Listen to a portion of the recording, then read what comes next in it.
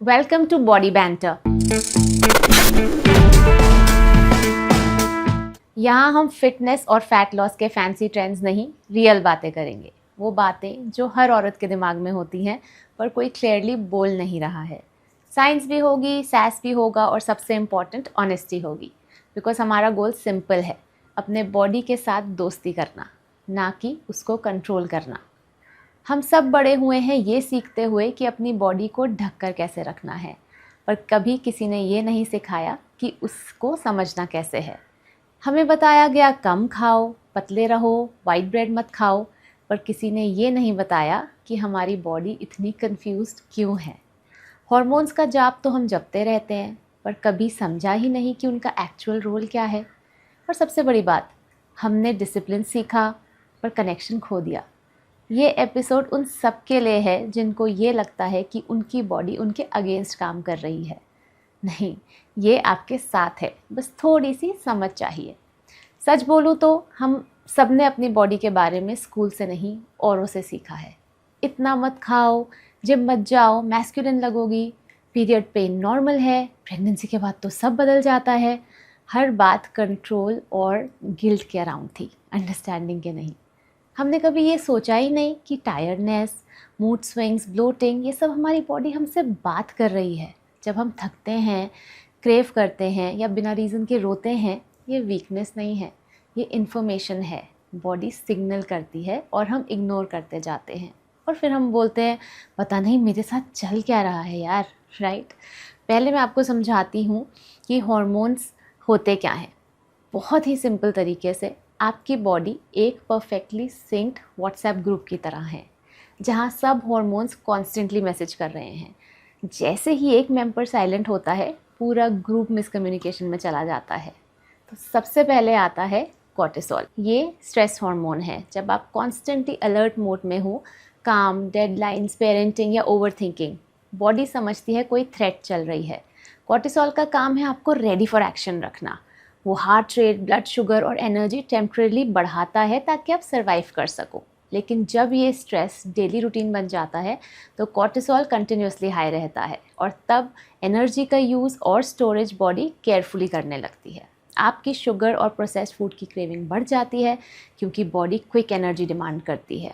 साथ ही इंसुलिन, जो blood sugar control करती है, वो थोड़ी सी रेजिस्टेंट बिहेव करती है।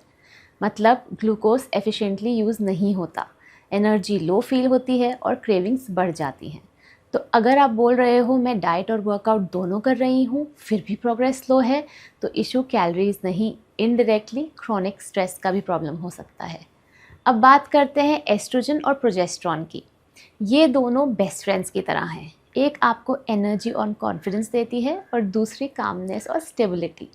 लेकिन जब स्ट्रेस या स्लीप इशू बढ़ता है, प्रोजेस्टेरॉन कम हो जाता है और एस्ट्रोजन कंपैरेटिवली बढ़ जाता है। इस इम्बैलेंस को कहते हैं estrogen dominance. Result, water retention, irritability, breakouts और पीएमएस ज़्यादा इंटेंस। और ये सिर्फ मंथली साइकिल नहीं, ये आपकी रिकवरी, मूड और मोटिवेशन सब पे इफेक्ट करता है। सो नेक्स्ट टाइम जब पीएमएस या मूड स्विंग आए, सोचना ये आपका बिहेवियर नहीं, ये हार्मोनल सिग्नल है कि बॉडी को रेस्ट और बैलेंस चाहिए। ओके। और फिर आता है हमारा थायराइड, बॉडी का थर्मोस्टैट। ये डिसाइड करता है एनर्जी किस स्पीड से यूज़ होगी।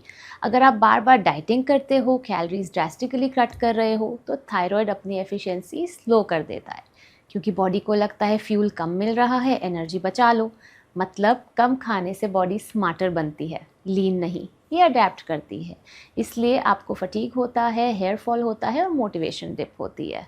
अब एक और साइलेंट प्लेयर आता है, स्लीप और रिकवरी। जब आप 6 से 7 घंटे से कम सो रहे हो, आपका कॉर्टिसोल लेवल हाई रहता है और प्रोजेस्टेरॉन और मेलेटोनिन दोनों कम हो जाते हैं। नेक्स्ट डे इफेक्ट दिखता है, क्रेविंग्स बढ़ जाती हैं और मूड अनस्टेबल रहता है। स्लीप डेप्रिवेशन लिटरली बॉडी को फोर्स करता है कि वो शुगर क्रेव करे, because it's the fastest form of energy. इसलिए late night working women, moms और ओवर थिंकर्स सबको फैट लॉस या एनर्जी स्ट्रगल ज़्यादा होता है। Not because they are not disciplined, but because recovery हो ही नहीं रही है। तो ये था सिंपल भाषा में आपका हार्मोनल प्ले। अब चलते हैं सबसे पेनफुल पार्ट की तरफ। हम बायोलॉजिकल रिएक्शंस को कैरेक्टर फ्लॉज समझने लगते हैं। एंड एज अ कोच ये मैं रोज़ सुनती हूँ, मैं वीक हूँ, मैं इनकन्सिस्टेंट हूँ, मैं कंट्रोल नहीं कर पाती। पर ये सब हार्मोनल केमिस्ट्री है, not lack of will power. Low sleep मतलब हाई क्रेविंग्स, क्रॉनिक स्ट्रेस मतलब हाई कॉर्टिसोल, अंडर ईटिंग मतलब low thyroid activity, comparison and constant stress signal. हर बार जब आप गिल्ट फ्री फील करते हो, बॉडी स्ट्रेस मोड में रहती है, फिर आप और रिस्ट्रिक्ट कर देते हो अपनी डाइट और साइकिल फिर से शुरू हो जाती है। अगर आपकी बॉडी बोल सकती तो वो कहती, मैं थकी नहीं हूँ, मैं थक गई हूँ तुम्हारी अनरियलिस्टिक एक्सपेक्टेशन से। देखो, अंडरस्टैंड दिस, सिंपल सी बात है। हर सिम्टम का मतलब है कुछ बदलना ज़रूरी है। क्रेविंग, प्रोटीन लो हो सकता है। मूड स्विंग, स्लीप या रिकवरी मिसिंग हो सकती है। फटीग में भी आपका स्ट्रेस बहुत ज़्यादा है। ब्लोटिंग, डाइजेशन और हाइड्रेशन चेक करो। बॉडी हमेशा आपसे बात कर रही होती है, बस हमने सुनना बंद कर दिया है। फिटनेस का मतलब सिर्फ कैलोरीज बर्न करना नहीं होता, मतलब है फ्यूल, ट्रेन, रिकवर। स्लीप और स्ट्रेस के लिए जब ये 3 चीज़ें सिंक में होती है ना, हॉर्मोन्स भी सिंक में आ जाते हैं और तब आप फील करते हो stable energy, light mood and clear mind. Balance perfection से नहीं, अटेंशन से आता है। जब आप ध्यान देना शुरू करते हो, बॉडी हील करना शुरू कर देती है। हम साल दर साल अपनी बॉडी से लड़ते रहते हैं बिना समझे कि वो हमारा बिगेस्ट एली है।